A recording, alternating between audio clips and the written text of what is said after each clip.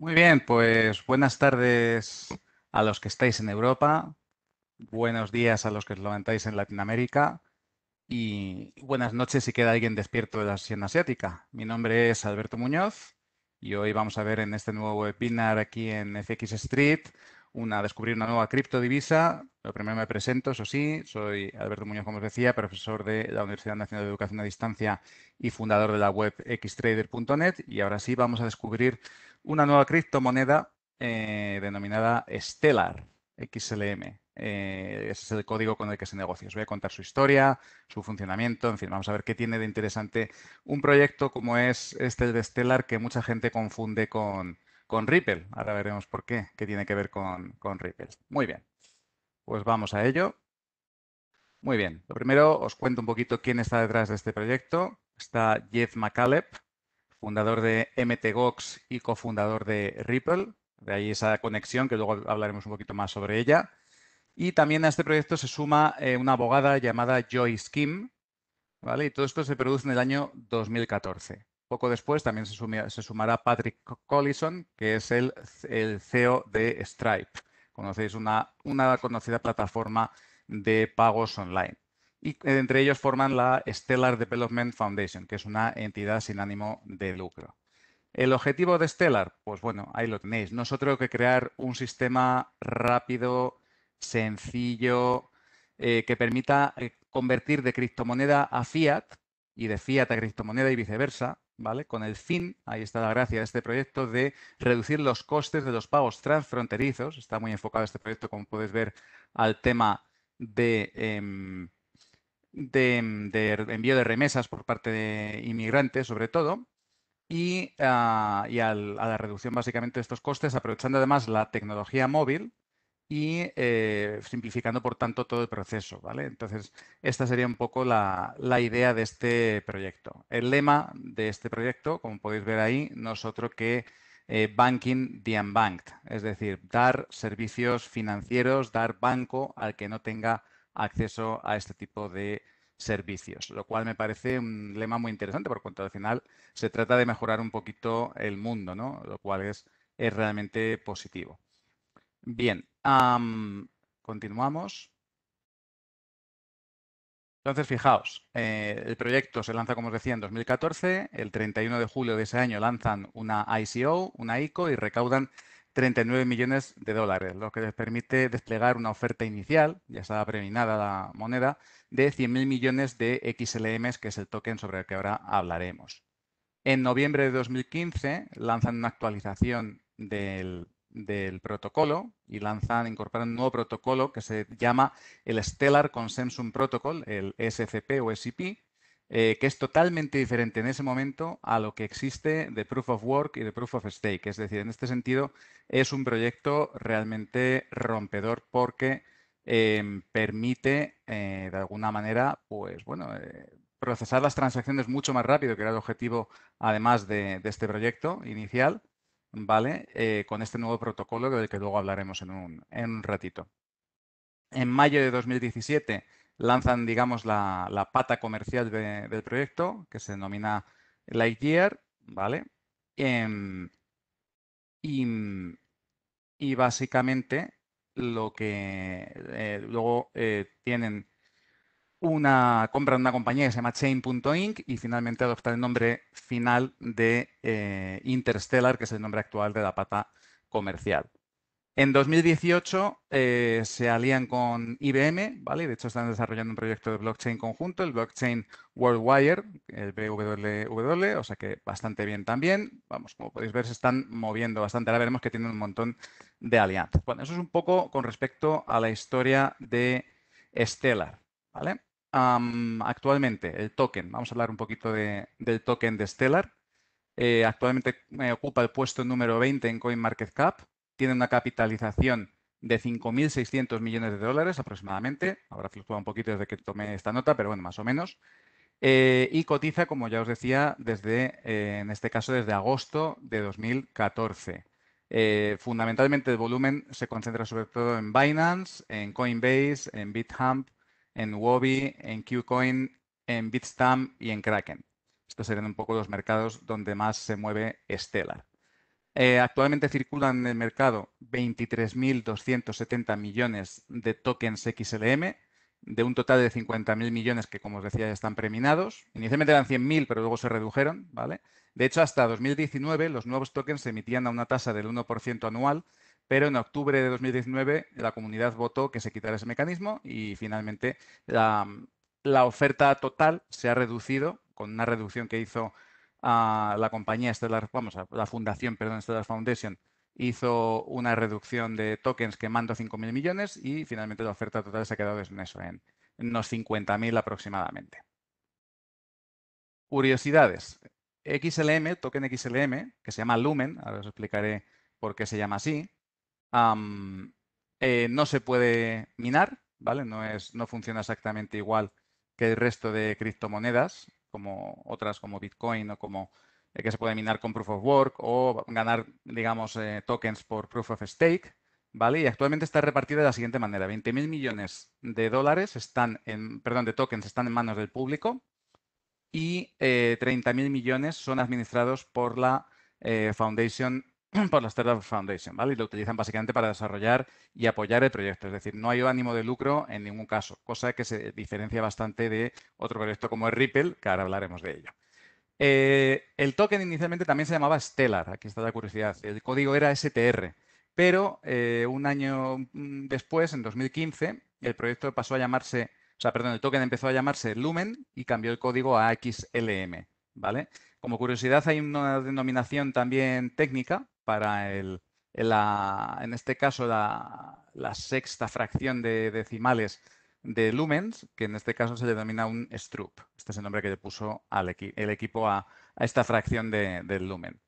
Y en todo caso, el lumen se utiliza para dos cosas fundamentalmente en el ecosistema de Stellar. Por un lado, para el pago de comisiones a los validadores, que son los que participan en el ecosistema de Stellar, y para evitar también que existan cuentas abandonadas, dado que para participar en el ecosistema Stellar es necesario mínimo tener un lumen en cuenta para poder participar en la red, ¿vale? Bueno, esto en cuanto a las características del token Lumen de la red Stellar. Bien, ¿qué diferencias hay fundamentales entre XLM y XRP? Es decir, entre el Lumen y Ripple, el Lumen de Stellar, ¿no? Bueno, pues hay básicamente estas tres diferencias que os pongo aquí. Por un lado, su filosofía. Ripple, como ya sabéis, nace con ánimo de lucro, detrás está una empresa, por tanto busca obtener beneficios y el diseño del token está pensado para que trabajen con él bancos e instituciones financieras. Mientras tanto, por su parte, el Lumen de Stellar y Stellar en sí no tienen ánimo de lucro, están instrumentados mediante una fundación y está más bien orientado a pequeñas empresas y a particulares que promueven la inclusión financiera. Por este lado, pues hay que tener en cuenta eso, que realmente Stellar no busca ganar dinero con esto, sino que busca promover la inclusión financiera, es decir, el lema que comentábamos antes, ¿no? Ese bank de unbanked. Básicamente, ese es un poco el objetivo de este proyecto. Vale.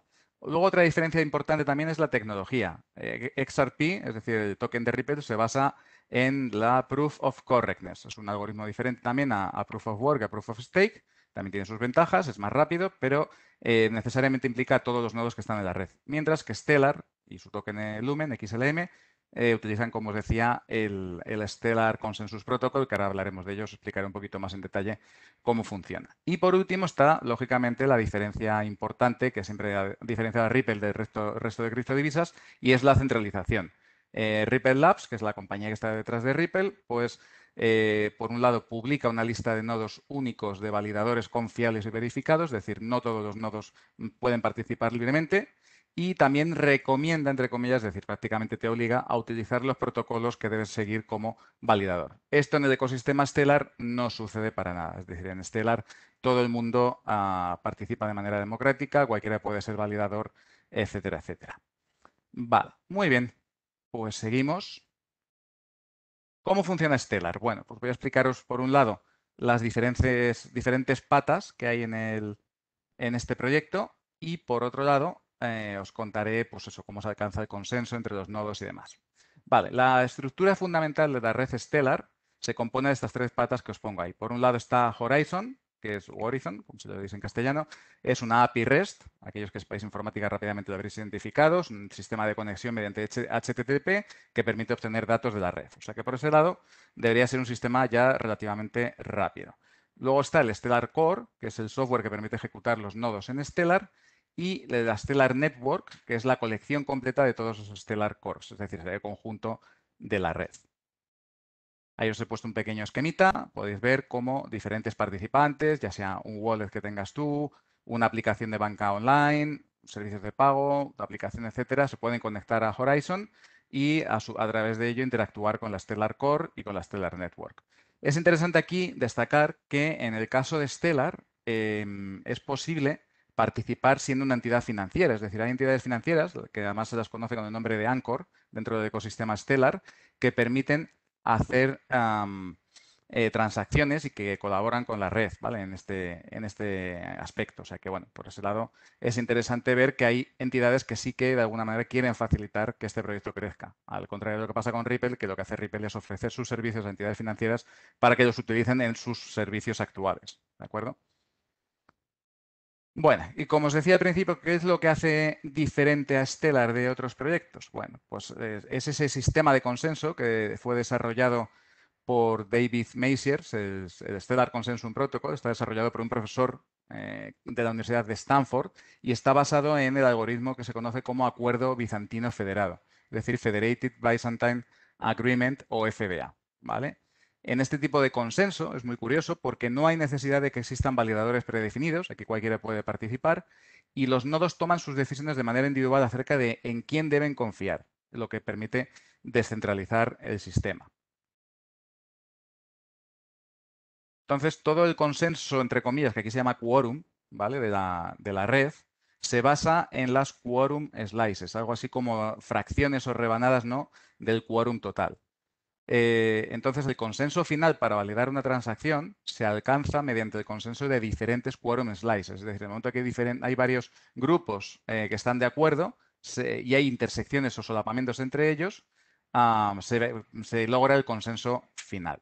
Esto que puede ser así un poquito abstracto y que puede sonar un poquito extraño, realmente es la misma idea, y aquí sí que podemos decir que la han copiado de ahí, del funcionamiento de la red de Internet. Es decir, si os fijáis, cuando alguien se conecta a un ordenador para navegar por Internet y quiere visitar una página, por ejemplo, que está en la India o en Estados Unidos, pues uno introduce la página web, la URL, y una sucesión de ordenadores a lo largo del mundo van conectándose entre sí para llegar a esa página. Pero puede haber múltiples caminos, ¿vale? Ahí se encargan las DNS, los name servers, de resolver esos enlaces, esas conexiones para alcanzar, digamos, a la página web. Bueno, pues aquí sucede algo parecido, solo que en lugar de ser conexiones para alcanzar una página web, se trata de conexiones para alcanzar un consenso en la validación de transacciones. Es bastante más complejo de todo lo que os estoy contando. Si os tenéis mucho interés, os podéis leer perdón, el white paper del proyecto donde lo explican todo estupendamente.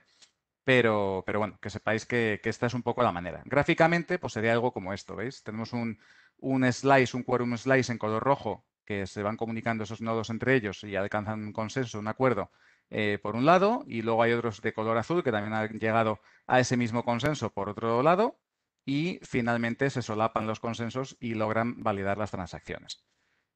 Vale. ¿Qué es lo interesante de esta forma de funcionar? Bueno, pues al margen de que, como os podéis imaginar, supone control totalmente descentralizado y demás, lo que facilita sobre todo es dar muy baja latencia en el procesado de las transacciones, pudiéndose generar un bloque, fijaos, cada 3-5 segundos de media, ¿vale? Y con una capacidad de más de 3.000 transacciones por segundo, lo cual, como podéis ver, es más rápido que Ethereum, más rápido que Bitcoin y que algunas de toda la vida, digamos, ¿no? Entonces, en ese sentido, está muy bien este protocolo Stellar, ¿vale? El Stellar Consensus Protocol. Encima, para remate, aparte de rápido, es súper barato por varios motivos. Primero, porque tiene costes muy bajos de transacción, se carga, ahí podéis ver, unos 100 strux, si no me equivoco, hablando de la terminología de Stellar, es decir, 0,00001 lumen por transacción, y es muy eficiente energéticamente, en el sentido de que energéticamente no consume demasiado. Es una red que consume bastante poco, más si lo comparamos con blockchains basados en Proof of Work. Vale. Problema que tiene Stellar, ahí os lo comento. El algoritmo de SCP para alcanzar el protocolo tiene un mecanismo de defensa incorporado. Imaginaos que no se llega al consenso o que entran nodos malignos que quieren distorsionar las transacciones, etcétera, etcétera. Bueno, pues si uno o más nodos se comportase de manera poco natural o antinatural, la red de Stellar se congela hasta que se consiga alcanzar consenso. ¿Vale? Y esto, claro, es un problema porque tiene ese pequeño fallo que puede producir que las cosas se congelen, que no funcionen adecuadamente, etcétera. De hecho, esto pasó recientemente. El 6 de abril de 2021, la red Stellar estuvo 9 horas caída debido a que un bloque tenía más de la mitad de sus transacciones marcadas como fallidas. Entonces, claro, esto fue un problema. Y eso desencadenó que la red estuviese parada durante bastantes horas, 9 horas, como os digo ahí, y que hubiese que lanzar rápidamente un parche muy rápido para solucionar el problema que había desencadenado esas transacciones fallidas, lo que hizo que se lanzase la versión 16 del protocolo de Stellar.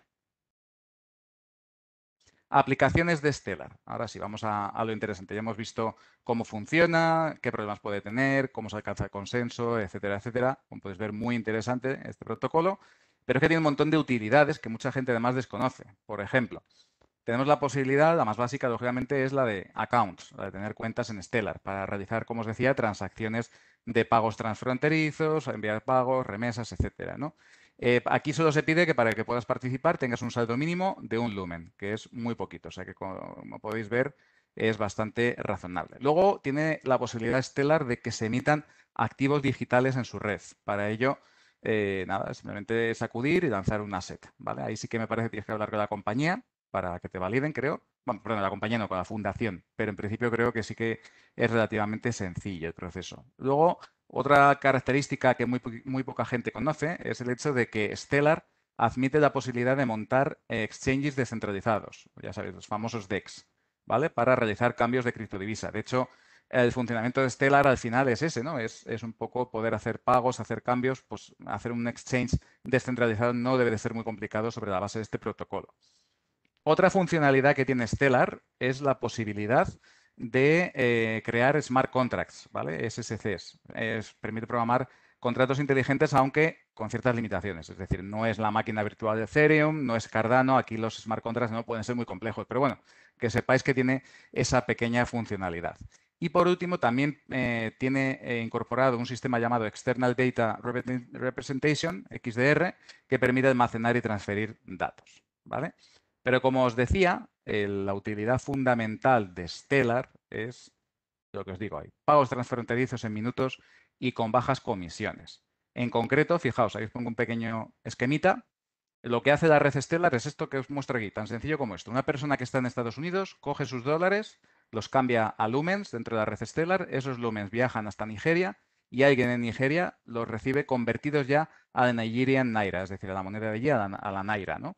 Esto es básicamente lo que permite hacer y todo esto con costes de transacción bajísimos y en cuestión de segundos o de minutos, lo cual es una auténtica maravilla, una auténtica revolución, porque ya te llega la divisa convertida, que es la gran ventaja de Stellar en este sentido, ¿no? Entonces, muy, muy interesante, como podéis ver, la idea que hay detrás de este proyecto. Bien, continuamos. Entonces, bueno, sobre la base de esto y lo que os he contado, pues fijaos, tiene, claro, múltiples aplicaciones Stellar y de hecho ha firmado un montón de acuerdos. Por ejemplo, una de las funcionalidades que ha puesto no hace mucho además es el despliegue de USD Coin y de Anchor USD a través de la red Stellar. Es decir, ha incorporado stablecoins dentro de la red para hacer esos cambios. Interesantísimo porque te permite hacer cambios sencillos entre diferentes criptomonedas, no ya solo con dinero fiat. Puedes comprar acciones tokenizadas de Estados Unidos a través de una compañía que se llama D-Stock, ¿vale? El acuerdo que os comentaba con IBM, el Blockchain World Wire, que están dentro de ese proyecto están incorporados bancos de Corea del Sur, de Filipinas y de Brasil. Después tenemos la integración con aplicaciones de pago mediante móvil. Esto en el sudeste asiático es muy utilizado. Tenemos el acuerdo con Coins.ph en el sudeste asiático y también en África, Flutterwave es una compañía que además está especializada en temas de pagos con móvil, ¿no? Pues con todas estas aplicaciones se han integrado Stellar. Otro acuerdo que tienes con Thunes y con Western Union para acelerar pagos transfronterizos. Otro acuerdo con Satoshi Pay, compañía especializada en micropagos. se van a lanzar 26 stablecoins adicionales en Stellar a través de la compañía Wirex. Y esto es muy interesante, esto se conoció a finales del año pasado. Hay un banco alemán, el Bankhaus Wonderhate, es un banco creado en el siglo XVIII, si no recuerdo mal, y junto con la compañía tecnológica Bitbond han lanzado un stablecoin sobre euro para pagos internos dentro del banco, lo cual acelera muchísimo el procesado. Como podéis ver, todo muy, muy interesante. ¿Cómo ha evolucionado Stellar en estos últimos años en cuanto a cuentas, transacciones, etcétera? Bueno, podéis imaginaros que es un proyecto que es muy interesante, que realmente, bueno, podemos esperar que esto crezca bastante, pero sin embargo es cierto que se ha frenado un poquito su crecimiento, como podéis ver en este gráfico. Ahí os pongo la URL donde podéis consultar todos estos gráficos que vamos a ver a continuación. Como podéis ver, es muy interesante porque permite, bueno, pues ver un poco las estadísticas de uso de Stellar. Ahí podéis ver cómo se ha frenado mucho el crecimiento del número de cuentas dentro de la Stellar Network, lo cual es una pena, pero bueno, es cierto que pegó un repunte muy fuerte entre 2018 y 2019 y luego ya se ha ido frenando mucho el crecimiento del número de cuentas. Después tenemos aquí en el siguiente gráfico el número de transacciones que se realizan en la red.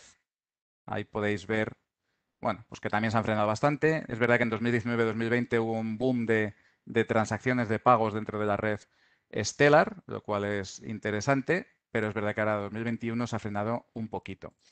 Y por último, ahí tenéis la emisión de nuevos activos y de líneas de confianza entre diferentes usuarios.